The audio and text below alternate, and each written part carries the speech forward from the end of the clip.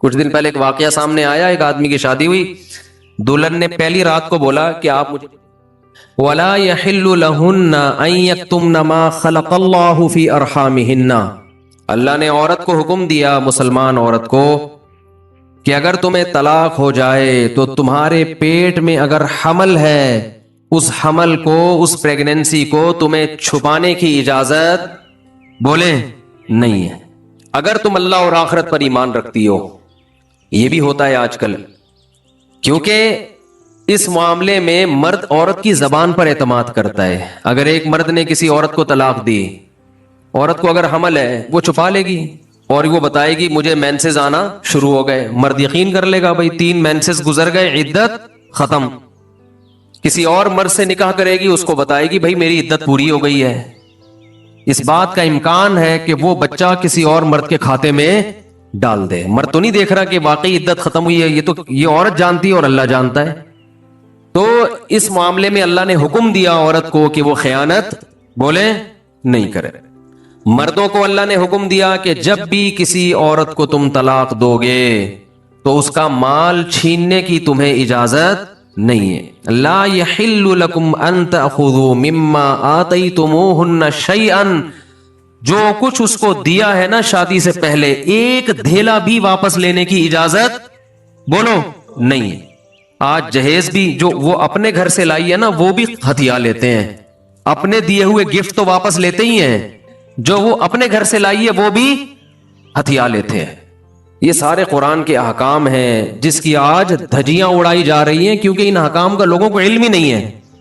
لوگ محرم میں کربلا، ربیع الاول میں جو مخصوص بیانات ہوتے ہیں وہ یعنی سیزن وائز چل رہے ہوتے ہیں۔ ہم لوگ جو پریکٹیکل لائف ہے، ہماری عملی زندگی ہے، جس کے لیے پیغمبر صلی اللہ علیہ وسلم کو بھیجا گیا، معاشرے کی اصلاح کے لیے، اللہ کے حقوق سکھانے کے لیے اور ایک دوسرے کے حقوق سکھانے کے لیے، اس پریکٹیکل لائف کی طرف ہماری توجہ نہیں ہے۔ ہم دوسری چیزوں میں زیادہ لگ گئے ہیں، بس وہ جوشیلی تقریریں، لوگوں کو رلانا دھلانا، یہ کام رہ گیا ہے بہت سو کا، سب کا نہیں۔ اہل حق ہر دور میں رہیں گے۔ تو اللہ نے حکم دیا کہ ڈیورس کے بعد آپ کو عورت سے کچھ لینے کی اجازت بولو نہیں ہے۔ ہاں، خلا کی صورت میں مہر واپس لے سکتے ہو۔ خلا یہ ہوتا ہے کہ مطالبہ عورت کی طرف سے ہو طلاق کا، آپ تو نہیں دینا چاہتے، اچھی بلی زندگی گزر رہی ہے، اسی کو دماغ خراب ہو رہا ہے اس کا، نہیں مجھے نہیں رہنا، تو پھر اس صورت میں مرد اگر ڈیورس دے تو وہ یہ شرط لگا سکتا ہے کہ میرا خرچہ واپس کرو، خام خواہ میں کیوں کرایا خرچہ۔ کچھ دن پہلے ایک واقعہ سامنے آیا، ایک آدمی کی شادی ہوئی، دلہن نے پہلی رات کو بولا کہ آپ مجھے پسند نہیں ہو، میں تو کہیں اور شادی کرنا چاہتی تھی، ابا نے آپ کے متھے باندھ دیا۔ حالانکہ 6 مہینے سے تیاریاں چل رہی ہیں، اب کیا گزرے گی اس آدمی کے اوپر۔ تو خیر اس نے تو اٹھا کے پٹخنا ٹھکائی لگانا شروع کر دی، کمبخت ایک میسج کر دیتی کہ میں راضی نہیں ہوں، میرا خرچہ کرا دیا، پہلی رات کو بول رہی ہے کہ نہیں ٹھکائی لگانی چاہیے تھی، میں نہیں کہہ رہا لیکن اس نے لگائی ٹھکائی، غلط کیا اس نے۔ تو ایسے موقع پہ بھائی ٹھیک ہے اپنا راستہ لو، میرا خرچہ واپس۔ اب کون رکھے گا ایسی صورت میں؟ چاہتی کہیں اور تھی بھائی تو چاہتی تھی بھی اگر کہیں اور، تو اب بتانے کی کیا ضرورت ہے؟ ہر بات بتائی تھوڑی جاتی ہے، بولو بھائی دل میں بولو چاہتی تو تھی لیکن چلو ہو گئی، اب اسی کو چاہنا شروع کر دیں گے آہستہ آہستہ۔ گدھا بھی اگر آپ پال لینا تھوڑے دنوں میں اس سے بھی محبت ہو جاتی ہے، تو پورا 2 ہاتھ 2 پاؤں کا انسان ہے، تھوڑے دنوں میں اچھا لگنے لگے گا، یہ سوچ کے صبر کر لو۔ پوری رپورٹیں پیش کر رہی ہیں اس کو پوری رپورٹ۔ تو ظلم وہاں سے ہو، مطالبہ وہاں سے ہو، تو پھر آپ واپسی کا مہر کا واپس مطالبہ کر سکتے ہیں، بھائی جو مہر دیا واپس دو۔ یہ بھی اللہ نے ان آیتوں میں حکم بیان کیا۔ ایک حکم اللہ نے یہ بھی بیان کیا کہ اگر رخصتی سے پہلے طلاق ہو جائے تو پورا مہر نہیں دینا پڑتا بلکہ آدھا مہر دینا پڑتا ہے۔ 1 لاکھ روپے مہر رکھا گیا تھا، آپ ابھی رخصتی ہوئی نہیں، آپ نے ڈیورس دے دی، تو پورا مہر نہیں ہے بلکہ آدھا مہر ہے۔ اس میں اللہ نے ترغیب دی ہے کہ مرد پورا دے دے تو اچھا ہے، اور عورت کو ترغیب دی ہے کہ آدھا بھی معاف کر دو تو اچھا ہے۔ ترغیب دونوں کو دی جا رہی ہے، چھوڑو بھائی، لیکن حکم بیان کیا جا رہا ہے کہ مرد کو آدھا دینا پڑے گا اگر وہ مطالبہ کرے۔ اور اللہ نے اہم حکم یہ بھی بیان کیا کہ جب عورت کو طلاق دو تو جہاں وہ طلاق کے بعد نکاح کرنا چاہتی ہے اس کے نکاح میں رکاوٹ मत बनो, कबाब में हड्डी बनने की कोशिश मत करो। ये भी ज़माने जाहिलियत में होता था और आज भी होता है। फला तअज़ुलूहुन्ना अन यनकिहना अज़वाजहुन्ना, अगर तुमने छोड़ दिया है उसको, अरब इसको गैरत का मसला बना लिया करते थे कि हमने छोड़ा है तो अब हम कहीं और इसकी शादी नहीं करने देंगे। हमारा माज़अल्लाह यूं कहते थे थूका हुआ माल, जैसे आज भी लोग कहते हैं हम नहीं किसी कहीं इसको निकाह करने देंगे। इससे भी कुरान ने क्या किया? मना किया। और इससे भी मना किया कि अपनी मर्जी से जबरदस्ती उसका निकाह भी मत कराओ तलाक याफ्ता का। यनकिहना अज़वाजहुन्ना, अपने सेलेक्टेड शौहर से निकाह करना चाहती है तो तुम कबाब में हड्डी बोलो नहीं बनो, यानी उसको ये राइट है कि वो जहां चाहे निकाह करे। ये भी खराबी है आजकल, बाज इलाकों में ये खराबी है कि बेवा को या तलाक याफ्ता को निकाह तो करने देते हैं, लेकिन बाज इलाकों में दस्तूर है निकाह हमारे ही खानदान में होगा, आप हमारे खानदान से बाहर नहीं जा सकती। इसको भी कुरान ने क्या किया? बोलो खत्म। निकाह भी से भी नहीं रोक सकते, और निकाह भी वहां होगा जहां आप नहीं बल्कि ये चाहे। इसमें अल्लाह ने उम्र की कोई कैद नहीं लगाई। 40 साल की बेवा या तलाक याफ्ता हो, 50 साल की हो, 55 साल की हो, ये तुम्हारा हेडेक नहीं है। तुम्हें ज्यादा टेंशन लेने की जरूरत नहीं है। लोग बड़ी टेंशन ले रहे होते हैं कि तुम्हें जरूरत क्या है, अब 4 बच्चे हैं तुम्हारे, 5 बच्चे हैं, इस उम्र में तुम्हें शादी करते हुए शर्म नहीं आती? छोड़ो भाई, क्या जरूरत है। तो अल्लाह फरमाते हैं कि तुम्हें टेंशन लेने की जरूरत, बोलो ये उसका हेडेक है, ये तुम्हारा हेडेक नहीं है। जैसे कोई 4 शादियां कर रहा है तो उसका हेडेक है ना, आपका हेडेक थोड़ी है ये। आप पता नहीं क्यों परेशान है, मुफ्ती साहब को क्या हो गया, वही उनका हेडेक है, आपका हेडेक नहीं है ये। मैं अपनी भी दरमियान में लगा देता हूं ना। तो हर एक की हेडेक हमने पाले हुए हैं। वो ये क्यों कर रहा है, वो ये क्यों कर रहा है, वो कम उम्र से शादी क्यों कर रहा है, वो बड़ी उम्र से शादी क्यों कर रही है, हैं? ये होते हैं ना लोगों के मसाइल। उसने ये क्यों कर लिया। एक खातून ने मुझे बताया कि वो एक दफा बेवा हुई, अल्लाह की कुदरत दोबारा शादी, दोबारा बेवा हो गई। तीसरी दफा जब उनकी शादी हो रही थी, लोग मजाक उड़ा रहे थे, बस करो यार 2 दफा बेवा हो गई, अब आराम से बैठो। अब वो बेवा तो कोई भी हो सकता है, जवानी में भी औरतें बेवा हो जाती हैं। तो अब देखो लोगों को तकलीफ हो रही है, भाई ये उसका हेडेक है। अच्छा, लोग उससे शादी करते हुए डर रहे थे उनसे कि मैं भी बेवा, फिर मैं ना मर जाऊं। तो इसका इससे कोई ताल्लुक नहीं है। हो सकता है 2 दफा बेवा होना तकदीर में लिखा हो, 3 दफा ना हो। यहां मुझे वो चुटकुला याद आता है, वो एक आदमी ने, अबे छोड़ो चुटकुलों को, भी कुरान को फोकस करते हैं। आखिर में चुटकुले हो ना, ये सही होता है, दरमियान में ही आ जाए तो फिर सारा मौजू चेंज हो जाता है। इतने अच्छे हकाम बयान हो रहे हैं कुरान के, आगे उसको आपने लोगों को बताना भी है। तो अल्लाह ने हुक्म दिया कि तलाक के बाद एक धेला वापस नहीं लेना। खुला की सूरत में ले सकते हो, मगर खुला भी शौहर की रिजा से होता है, एक तरफा नहीं होता, याद रखें। दूसरा काम तुमने क्या करना है, उसको कहीं और निकाह से रोकना नहीं है। तीसरा काम ये करना है, निकाह भी वहां करना है जहां वो चाहती है। तुम्हारी मर्जी नहीं मुसल्लत होगी, उसकी मर्जी चलेगी। और अगर पुराने शौहर से निकाह करना चाहे और 2 तलाकें हुई हो तो वहां भी कर सकती है, क्योंकि आयत का एक शान नुज़ूल भी है। एक सहाबी ने अपनी बहन का निकाह किसी सहाबी से कराया, थोड़े दिनों में तलाक हो गई। तलाक एक थी, इद्दत खत्म हुई, निकाह खत्म। अब थोड़े दिनों के बाद दोबारा इन दोनों का दिल चाहने लगा कि हम आपस में कॉम्प्रोमाइज कर लें। होता है वक्ती तौर पर इख्तिलाफात बहुत ज्यादा हो जाते हैं, जब दूर रहते हैं तो आपस में मैलान होने लगता है। लेकिन वो जो सहाबी थे ना जिनकी बहन को तलाक हुई थी, उन्होंने कहा कि अब मैं अपनी बहन का निकाह दोबारा इस आदमी से बोलो नहीं करूंगा। और कहा कि या रसूल अल्लाह, मैंने इनकी इज्जत की, इनको अपनी बहन निकाह में दी, इन्होंने लड़ाई झगड़ा करके तलाक देके मेरे घर में बिठा दिया, तो मैं कैसे दोबारा। ये जिल्लत महसूस होती है ना इंसान को। कुरान में अल्लाह ने आयतें नाजिल की कि अगर वो अपने शौहर से निकाह करना चाहती है तो दरमियान में रुकावट मत बनो। लड़े भी वो खुद थे, अब जुड़ भी खुद रहे हैं। नहीं आ रही बात। इसको भी लोग गैरत का मसला बना लेते हैं, सुसर साहब बना लेते हैं। मेरे दामाद ने मेरी बेटी को तलाक दी है, मैं तो नहीं वापस भेजूंगा। भाई दुनिया में जो आदमी में लचक नहीं है ना, फ्लेक्सिबिलिटी नहीं है, लचक नहीं है जिसमें, वो कभी भी कामयाब नहीं हो सकता। याद रखो, ये जो होता है ना, मैं उसूल का पक्का। भाई उसूल का पक्का होना तो अच्छा है, लेकिन ये उसूल ही गलत है कि जो कह दिया तो उस पर क़यामत तक कायम रहना है। ये उसूल ही गलत है। उसूल ये होना चाहिए कि जब मौके की मुनासबत से जो बात ठीक लगेगी अपने आप को चेंज कर लूंगा। ये उसूल ठीक है, इस उसूल पे पक्के रहो। और ये नबी से हमें मिलता है ये उसूल। حدیث میں آتا ہے ایک صحابی نبی کے پاس آئے, مجھے صدقہ چاہیے, یہ چاہیے, وہ چاہیے. آپ نے فرمایا اللہ کی قسم تم پر خرچ نہیں کروں گا میں. وہ چلے گئے.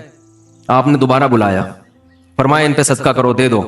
وہ پریشان, یا رسول اللہ آپ نے تو قسم اٹھائی تھی کہ میں آپ کو نہیں دوں گا. آپ نے فرمایا مر رآ علی یمین فرآ غیرہا خیرا منہا فلیکفر عن یمینہ, کہ جو شخص کسی بات پہ قسم اٹھا لے, جائز بات ہو, کوئی اگر حرام پہ قسم اٹھائی وہ تو بچنا لازم ہے نا, کہ میں گناہ نہیں کروں گا, وہ تو ویسے ہی حرام ہے. جائز کام, صدقہ تو جائز ہے نا, بلکہ ثواب ہے. فرمایا کوئی کسی جائز کام پہ قسم اٹھائے, پھر بعد میں اس کو خیال ہو کہ مجھے قسم توڑ دینی چاہیے, اس کا مائنڈ کیا ہو گیا, چینج, تو اسے چاہیے قسم توڑ دے اور کفارہ ادا کر دے, اس قسم پہ قائم بولو نہ رہے. قسم پہ جب قائم نہ رہنے کا حکم ہے تو بغیر قسم کے میں نے جو بول دیا بس وہ پتھر پہ لکیر بن گیا, یہ تو پاگل اور گدھے ہونے کی علامت ہے. قسم بھی اگر کھا لی ہو تو بھائی اس وقت یہ خیال تھا کہ نہیں دینا, اب زمینی حقائق کہہ رہے ہیں کہ اس کو دینا ہے, تو اب قسم توڑو, کفارہ ادا کرو اور دے دو. بات نہیں آ رہی میرا خیال ہے. یہ کس کی سیرت ہے, نبی کی. نبی سے زیادہ کسی کی پکی زبان ہو سکتی ہے, لیکن ایسی لچک سکھائی ہے کامیاب بننے کے لیے کہ یہ نہیں کہ جو کہہ دیا تو وہ پتھر پہ لکیر. گراؤنڈ ریئلٹی کے لحاظ سے, ماحول کے چینج ہونے کے لحاظ سے آپ نے اپنا رویہ کیا کرنا ہے, چینج کرنا ہے. اس وقت آپ کی رائے یہ تھی, اب آپ کی رائے وہ ہے, کیونکہ زمینی حقیقت بھی چینج ہوتی ہے اور انسان کی نالج بھی چینج ہوتی ہے اور انسان کی رائے بھی چینج ہوتی ہے. بعض دفعہ نالج چینج نہیں ہوتی, انسان تانے بانے ملا کے ایک رائے قائم کرتا ہے, بعد میں جب اور گہرا سوچتا ہے تو اسے لگتا ہے کہ وہ رائے ٹھیک نہیں تھی, تو وہ اسٹیٹمنٹ اس کا کیا ہو جائے گا, چینج. کوئی بات نہیں, دن میں 100 دفعہ چینج ہو جائے. ناکام وہ ہے جو کہہ دیا تو اڑ گیا, بس کچھ بھی ہو جائے. اب دیکھو ایک آدمی آپ کو مستحق نظر نہیں آ رہا تھا, آپ نے کہا اللہ کی قسم تجھے میں صدقہ نہیں دوں گا, تو فراڈی ہے. بعد میں پتا چلا نہیں فراڈی نہیں ہے, آپ کو نہیں, میں نے تو بول دیا تھا میں نہیں دوں گا. بھائی اب فراڈی ہونے کی بیس پہ نہیں دے رہے تھے, تو اب پتا چل گیا یہ فراڈی نہیں ہے. بعض دفعہ پہلے بھی پتا تھا فراڈی نہیں ہے, اب بھی پتا ہے نہیں ہے, لیکن پہلے خیال تھا کہ نہیں دینا چاہیے, اب خیال ہے کہ دے دینا چاہیے, تو رائے چینج کر لو. بہت مشکل ہے. اور گھریلو جھگڑوں میں تو میاں بیوی کی طبیعت میں اگر لچک نہیں ہے نا, 4 دن بھی ان کا رشتہ نہیں چل سکتا. یہ تو مجھ سے ابھی لکھوا کے سگنیچر انگوٹھے لگا لو, جیسے سبزی والے نے ٹپے لگائے تھے انگوٹھے کے, انگوٹھے لے کے گھوم رہا ہوں. لیکن آپ انگوٹھے نہیں, آپ مجھے پکڑ لینا, میں کہاں بھاگوں گا. وہ جب بھی انگوٹھے کی بات آتی ہے مجھے وہ سبزی والا یاد آتا ہے جس کو میں نے بزنس کے لیے پیسے دیے تھے, اور اس نے ایمانداری میں اسٹیمپ پیپر پہ اپنے انگوٹھے لگا کے دیے تھے. جب وہ پیسے لے کے بھاگا تو 3 سال میں نے وہ انگوٹھے سنبھال کے رکھے. اب لوگ مجھے کہتے ہیں نا وہ فلاں آدمی کو میں اتنے کروڑ روپے دے رہا ہوں تو اتنا ایماندار ہے, میں تو اسٹیمپ پیپر پہ لکھوا رہا ہوں اور انگوٹھے بھی لگوا رہا ہوں. میں کہتا ہوں یہ انگوٹھوں کا تذکرہ میرے سامنے مت کیا کرو, انگوٹھوں سے کچھ بھی نہیں ہوتا. بندہ اگر 2 نمبر ہے, اسٹیمپ پیپر بکری کو کھلا دینا, کسی کام کا نہیں ہے یہ اسٹیمپ پیپر, عدالت سے بھی نہیں نکلوا سکتے. سمجھتے ہو, لکھوایا کرو ضرور, لیکن اس سے ہوگا کچھ بھی نہیں. عدالت انگوٹھا دیکھ کے بولے گی بس ٹھیک ہے انگوٹھا, اب انگوٹھے کو پکڑ کے جیل میں ڈال دو, بس انگوٹھے کو دیے تم نے پیسے, بندہ تو پکڑائی میں آئے گا ہی نہیں, آ بھی گیا تو کچھ بھی نہیں کر سکتے. عدالت کہے گی دیے کیوں تھے. تو پیسہ دینے سے پہلے 100 دفعہ سوچا کریں. خیر, تو کیا بات چل رہی تھی, ابے انگوٹھے کی بات کہاں سے آئی. ہاں, لچک پیدا کرنا چاہیے. میاں بیوی کا رشتہ تو ایسا ہے کہ اگر آپ کہنے کہ جو میں نے کہہ دیا بس وہ کیا ہے, آرڈر از آرڈر, تو بھائی اس کا مطلب آپ میدان جنگ میں کھڑے ہوئے ہیں, دشمن کی فوجیں آپ کے سامنے ہیں اور آپ ایک فوج کی کمانڈ کر رہے ہیں کہ گولی چلانے کا آرڈر دیا تو کیا کرنا ہے. یہ گھر ہے, یہ میدان جنگ بولو نہیں ہے. یہاں آپ کا اسٹائل یہ ہونا چاہیے, آپ نے بیوی کو آرڈر دیا, گراؤنڈ ریئلٹی یہ کہہ رہی ہے کہ بھائی میرا روب اس پر بیٹھا ہوا ہے اور وہ پکوڑے بنا کے خود ہی کھا رہی ہے, آپ کو ایک لقمہ بھی نہیں کھانے دے رہی. آپ غصے میں آئے, آپ نے کہا بیگم مزید پکوڑا اگر کھایا نا تو گراؤنڈ ریئلٹی کہہ رہی ہے کہ اس دھمکی سے یہ پکوڑے کھانا چھوڑ دے گی نا. لیکن آگے اس کا ایٹیٹیوڈ آپ نے دیکھا, اس نے کہا تو کیا کر لے گا, فوراً وہ کرچلی اٹھائی, تو کیا کر لے گا, فوراً لچک پیدا کرو. بولو تو صبر کروں گا اور کیا کروں گا. یہ کامیاب, یہ گھر کیسے چلے گا, یہ رشتہ جوڑا رہے گا.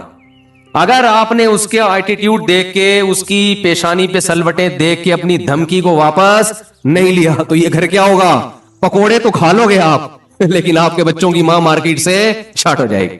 تو اس میں گھر کے اندر کا اصول لچک, کامیاب آدمی وہ، ہاں ناقابل برداشت کوئی معاملہ ہو جائے تو ایک الگ بات ہے.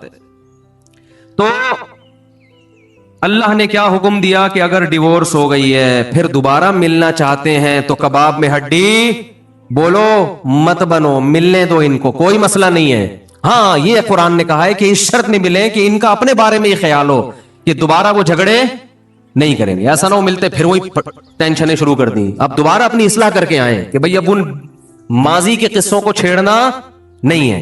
محمد رفیع صاحب پوچھ رہے ہیں، میں بتا نہیں رہا کہاں سے ہیں تاکہ ایسا نہ ہو ان کے گھر والے جان لیں. میری عنقریب شادی ہونے والی ہے، مجھے زوجہ سے قربت کا سنت طریقہ بتا دیں. یہ سوال حیا کے خلاف ہے اور میں حیا کے خلاف سوالات نہ پڑھتا ہوں نہ اس کے جواب دیتا ہوں، لیکن چونکہ یہ سوال بہت زیادہ لوگ پوچھتے ہیں تو میں نے ہمت کر کے آج یہ پڑھ لیا ہے اور اس میں لوگ غلط گائیڈ بھی کر رہے ہیں، تو اس لیے میں اس کا جواب دے رہا ہوں کہ اسلام میں کوئی خاص طریقہ نہیں ہے اس کا. اس پہ فالتو کتابیں لوگوں نے لکھی ہوئی ہیں، پتہ نہیں کیا کیا، وہ ایسے ہی لوگوں کی آ رہا ہے. تو یہ چیز نیچرل ہے. جیسے کوئی پوچھے کھانا کھانے کا طریقہ کیا ہے تو بھائی منہ میں نوالا ڈال کے چباؤ نگل لو، خود بخود فطرت سکھاتی ہے انسان کو. تو ایسی زوجہ کے قریب فطرت خود سکھا دیتی ہے.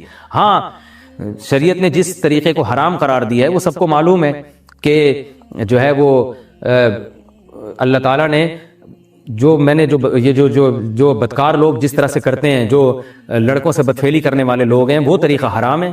تو باقی اللہ تعالیٰ نے میاں بیوی کا معاملہ رکھا ہے، ایک دوسرے کا لباس ہے، تو کمرے کی باتیں ہیں وہ جیسے چاہیں مناسب سمجھے، وہ ان کا اپنا ذاتی عمل ہے، اس کا کوئی خاص طریقہ نہیں ہے. اور یہ نیچر انسان کو خود سکھاتی ہے، نہ یہ طریقے نہ کسی سے سیکھنے کی ضرورت ہے. بعض لوگ تو حد درجے کی بے شرمی کرتے ہیں، وہ شادی سے پہلے جو ہے وہ فحش فلمیں دیکھتے ہیں تاکہ ہمیں طریقہ آ جائے. یہ انتہائی درجے کی بےہودگی ہے، انتہائی درجے کی ایک لعنتی عمل ہے یہ. تو یہ کوئی خاص طریقہ نہیں ہے. میاں بیوی ایک دوسرے کا لباس ہیں، وہ جس طرح سے ایک دوسرے کو سیٹسفائی کر سکتے ہیں وہ کر لیں تاکہ ان کی توجہ کسی اور طرف نہ جائے، وہ حلال کی تسکین ان کی بند کمرے کے اندر ہو جائے. اور یہ باتیں لوگوں سے شیئر بھی نہیں کرنی چاہیے. آج یہ بھی ایک حرام کاری ہو رہی ہے. میں بہت سخت الفاظ استعمال کر رہا ہوں اس لیے کہ یہ، اور میرے پاس کوئی ہلکا لفظ نہیں ہے. وہ کیا ہوتا ہے کہ مرد اپنی زوجہ سے ہم بستری کر کے اس کے راز دوستوں کے سامنے فاش کر رہا ہوتا ہے، میں نے ایسے کیا، میں نے ایسے کیا. لڑکیاں بتا رہی ہوتی ہیں اپنی فرینڈز کو کہ میرے شوہر نے میرے ساتھ ایسے کیا. یہ بہت لعنتی عمل ہے. آپ صلی اللہ علیہ وسلم نے فرمایا جو عورت اپنے شوہر کے راز یا شوہر بیوی کے راز فاش کرتا ہے اس پر لعنت ہے. حدیث کا مفہوم ہے یہ. تو یہ بند کمرے کی میاں بیوی کی باتیں جس طرح سے وہ ایک دوسرے کو سیٹسفائی کر سکتے ہیں وہ کریں، ایک دوسرے کے لیے وہ حلال ہیں. اور بس وہ طریقہ جو لڑکوں سے بدفعلی والا طریقہ ہے وہ طریقہ اسلام